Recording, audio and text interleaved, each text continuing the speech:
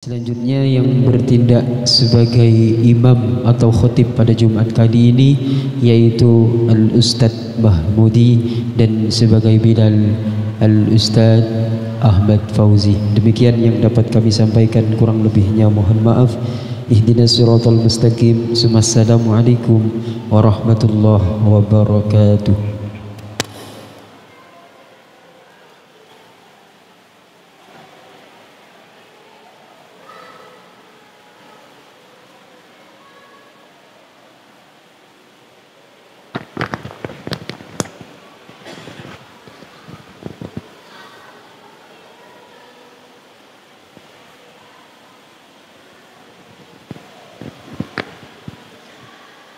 معاشر المسلمين وزمرة المؤمنين رحمكم الله. روي عن أبي هريرة رضي الله عنه أن النبي صلى الله عليه وسلم قال: إذا قلت لصاحبك يوم الجمعة أنصت والإمام يخطب فقد لغوت، أنصتوا واسمعوا وأطيعوا رحمكم الله. أنصتوا واسمعوا وأطيعوا رحمكم الله. أنصتوا واسمعوا وأطيعوا رحمكم الله. اللهم صل على محمد. اللهم صل على سيدنا محمد. اللهم صل وسلم على سيدنا ومولانا محمد.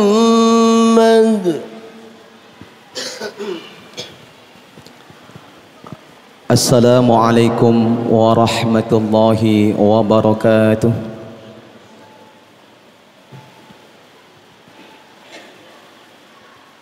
الله أكبر. الله أكبر. الله أكبر. الله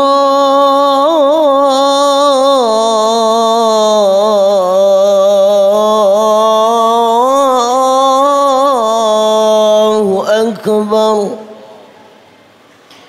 أشهد أن لا إله إلا الله.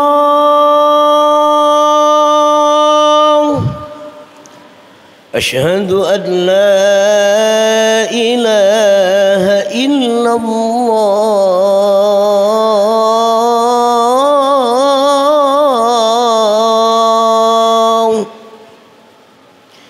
أشهد أن محمد رسول الله. أشهد أن محمد رسول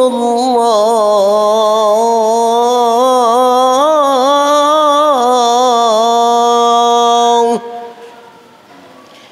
حي على الصلاة.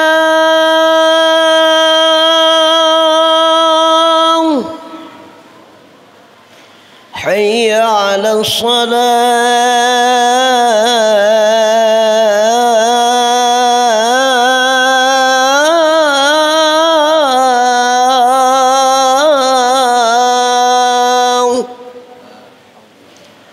حي على الفلاح.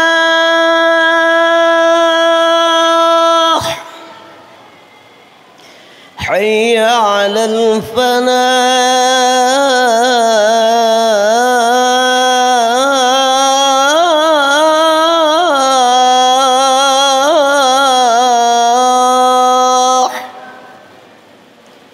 الله أكبر. الله أكبر. لا إله إلا الله.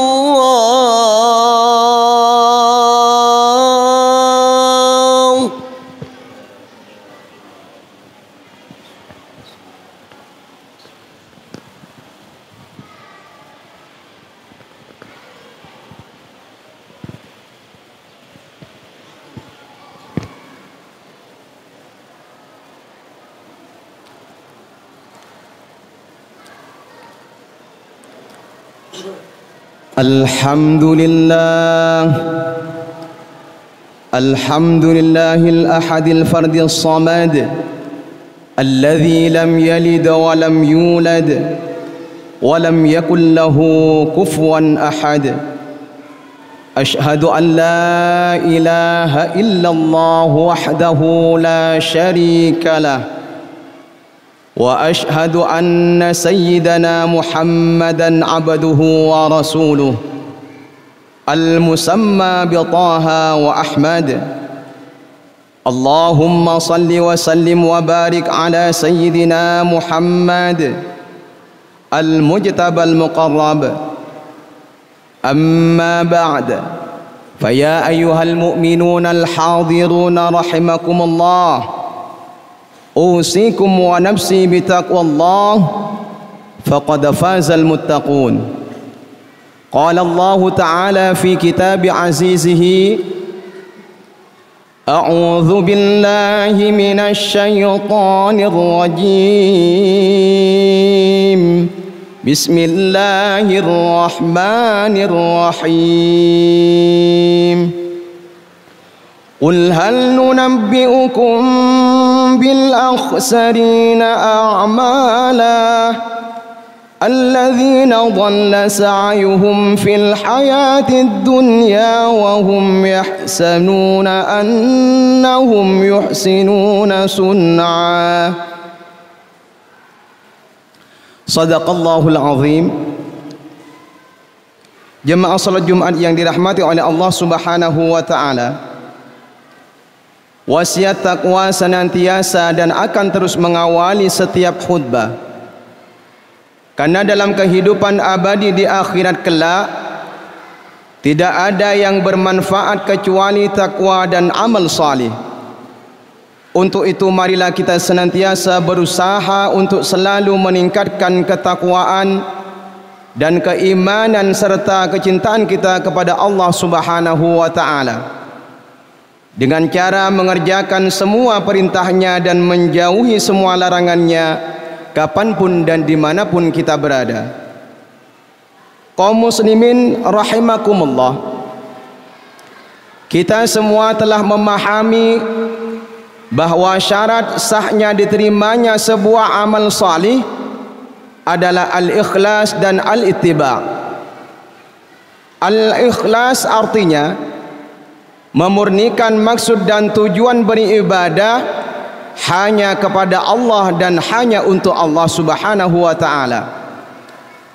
Sedangkan al-ittiba' adalah menteladani atau mencontoh Rasulullah sallallahu alaihi wasallam. Namun usaha kita sebagai seorang mukmin tidak berhenti sampai di situ saja. Tugas kita bukan sekedar menyelesaikan sebuah amalan saja, karena ternyata ada tugas yang lebih berat dan tidak kalah pentingnya dari sekedar beramal, yaitu mempertahankan pahala amalan kita agar tidak sia-sia begitu saja. Karena seikhlas apapun kita beramal, sebaik apapun kita telah berusaha mencontoh Rasulullah sallallahu alaihi wasallam, tetap saja potensi terhapusnya pahala amal kita sangat bisa terjadi pada semua orang. Allah Subhanahu wa taala berfirman dalam Al-Qur'an, Ya ayyuhalladzina amanu athi'ullaha wa athi'ur rasul wa la tubatilu a'malakum. Hai orang-orang yang beriman, taatlah kepada Allah dan taatlah kepada Rasul, dan janganlah kamu merusakkan pahala amal-amalu.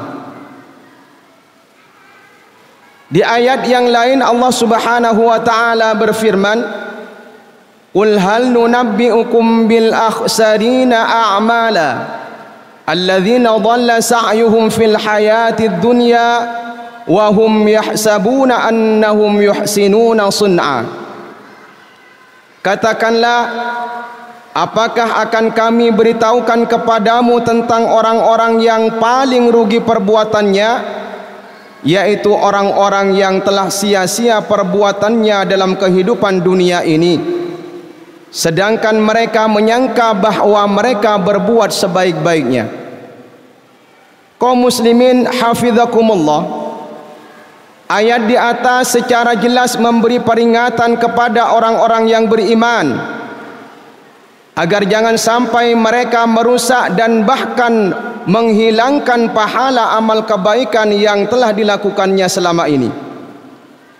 Alangkah ruginya seseorang ketika di dunia ini telah banyak melakukan amal salih yang disangkanya berpahala banyak, tapi ternyata di akhirat pahala amal salih yang diidam-idamkannya itu musnah semuanya.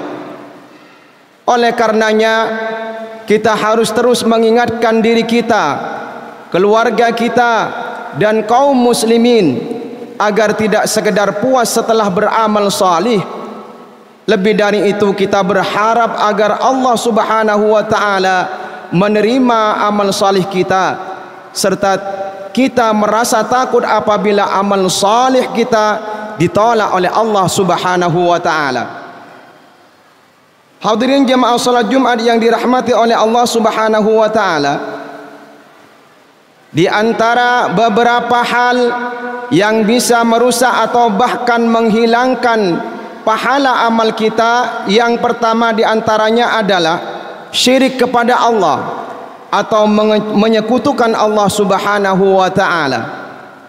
Allah Subhanahu wa taala berfirman, وَلَقَدْ أُوحِيَ إِلَيْكَ وَإِلَى الَّذِينَ مِنْ قَبْلِكَ لَئِنْ أَشْرَكْتَ لَيَحْبَطَنَّ عَمَلُكَ وَلَتَكُونَنَّ مِنَ الْخَاسِرِينَ. Dan sesungguhnya telah diwahyukan kepada kamu dan kepada nabi-nabi yang sebelum kamu Muhammad, jika kamu berbuat syirik kepada Allah, niscaya akan terhapuslah amalmu dan tentulah kamu termasuk orang-orang yang merugi.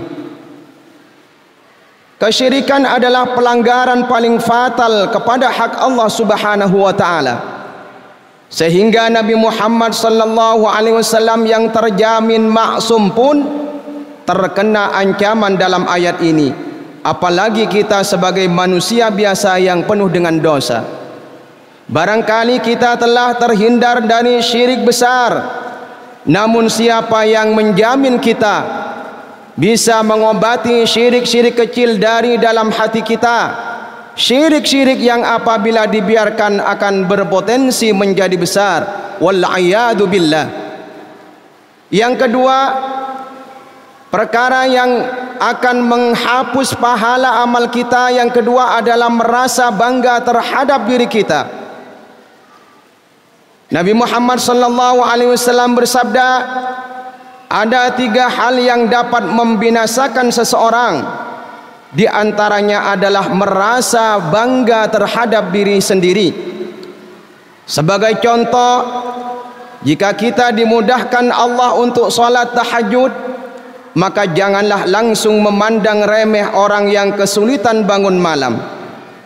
Jika kita dimudahkan oleh Allah untuk bersedekah, jangan langsung memandang remeh orang yang jarang terlihat bersedekah, karena barangkali mereka yang kita pandang remeh memiliki amal tersembunyi yang mereka lakukan dengan ikhlas, yang hanya Dia dan Allah yang mengetahuinya.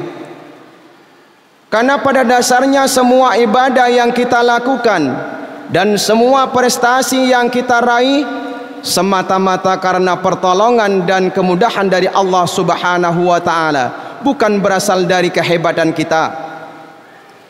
Yang ketiga, sesuatu yang dapat merusak atau bahkan menghapus pahala amal kita, yakni menzalimi dan menyakiti kaum muslimin. Rasulullah sallallahu alaihi wasallam bertanya kepada para sahabat, apakah kalian tahu siapa orang yang bangkrut itu? Para sahabat menjawab, orang yang bangkrut itu adalah yang tidak mempunyai dirham ataupun harta benda. Tetapi Nabi Muhammad sallallahu alaihi wasallam berkata, orang yang bangkrut dari umatku ialah orang yang datang pada hari kiamat membawa pahala salat, puasa, zakat, namun ketika di dunia dia suka mencaci maki dan salah menuduh orang lain, makan harta orang lain, menumpahkan darah dan memukul orang lain tanpa hak, maka orang-orang yang terzalimi itu akan diberi pahala dari kebaikan pelaku zalim. Maka dosa-dosa mereka akan ditimpahkan kepadanya, kemudian akan dilemparkan ke dalam api neraka. Selanjutnya yang keempat, sesuatu yang merusak atau bahkan menghapus pahala amal kita adalah bermaksiat dikala sendiri. Diceritakan dari Thauban radhiyallahu an bahwasanya Rasulullah sallallahu alaihi wasallam bersabda, sungguh saya telah mengetahui bahwa ada suatu kaum dari umatku yang datang pada hari kiamat dengan membawa kebaikan sebesar gunung Tihamah yang putih. Lantas Allah menjadikannya sia-sia, tidak tersisa sedikit pun. Thauban berkata, wahai Rasulullah, sebutkanlah ciri-ciri mereka kepada kami dan jelaskanlah tentang mereka kepada kami, supaya kami tidak menjadi seperti mereka. Beliau bersabda, sesungguhnya mereka adalah saudara-saudara kalian dan dari golongan kalian.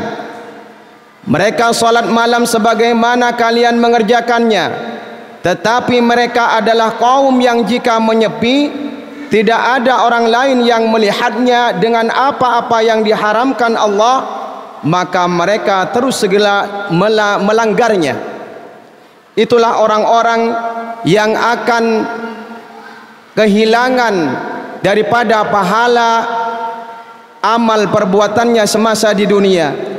Hadirin jemaah salat Jumat yang dirahmati oleh Allah Subhanahu wa taala, demikianlah hal-hal yang akan menyebabkan rusaknya atau terhapusnya pahala kita karena beberapa hal tersebut. Semoga Allah Subhanahu wa taala memberikan kita taufik untuk senantiasa ikhlas dalam beramal dan menjauhkan kita dari hal-hal yang akan merusak atau menghapus pahala amal kita. Amin amin ya rabbal alamin. A'udzu billahi minasy syaithanir rajim. Bismillahirrahmanirrahim. Dzalika hudallahi bihi man yasha'u min 'ibadihi walau asyraku lahabita anhum ma kanu ya'malun. Barakallahu li wa lakum fil Qur'anil azim wa nafa'ani wa iyyakum bima fihi minal ayati wa dzikril hakim wa taqabbala minni wa minkum tilawatahu innahu huwas samiul alim wa qur rabbi ighfirham wa anta khairur rahimin.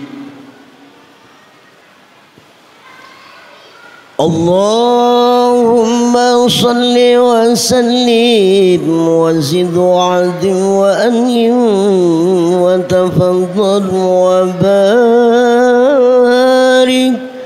bi jalalika wa kamarika ala sayni ibadika wa asrafi ibadik sayyidina wa maulana Muhammad wa radiyallahu wa tabaraka wa ta'ala an kulli sahabati ajma'in.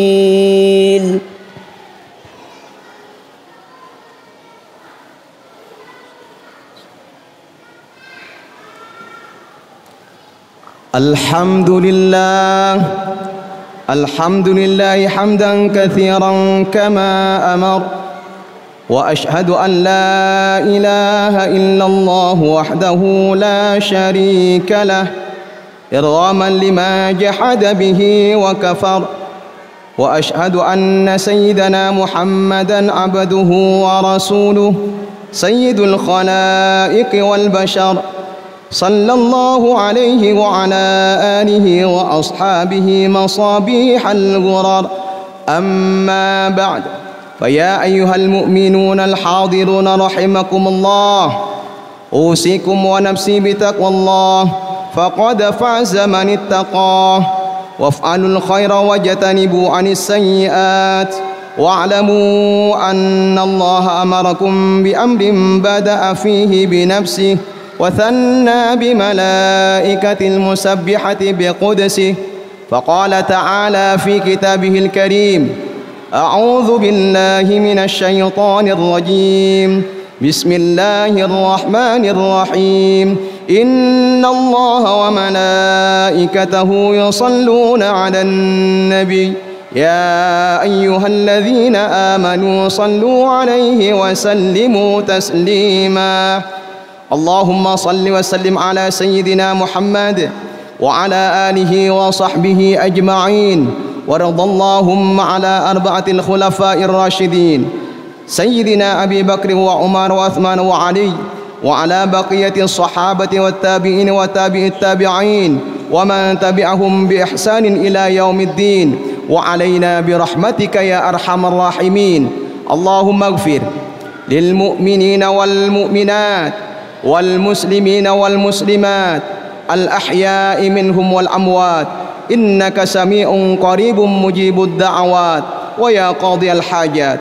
اللهم انصر أمة سيدنا محمد، اللهم أصلح أمة سيدنا محمد، اللهم انصر من نصر الدين واخذل من خذل الدين، واجعل بلدتنا إندونيسيا هذه بلدة تجري فيها أحكامك وسنة رسولك يا حي يا قيوم يا إلهنا وإله كل شيء.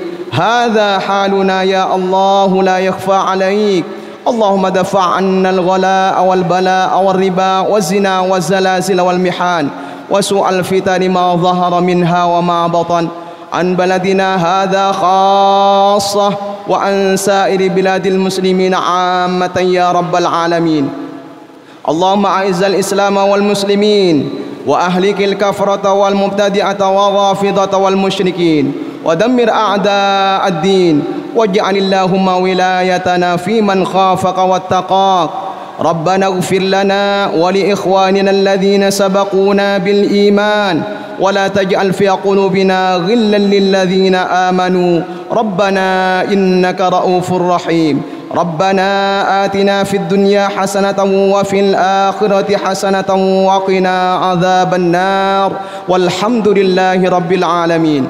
عباد الله، إن الله يأمر بالعدل والإحسان وإيتاء ذي القربى وينهى عن الفحشاء والمنكر والبغي يعظكم لعلكم تذكرون. فاذكروا الله العظيم يذكركم، واشكروه على نعمه يزدكم، واسألوه من فضله يعطكم، ولذكر الله أعز وأجل وأكبر. أقم الصلاة.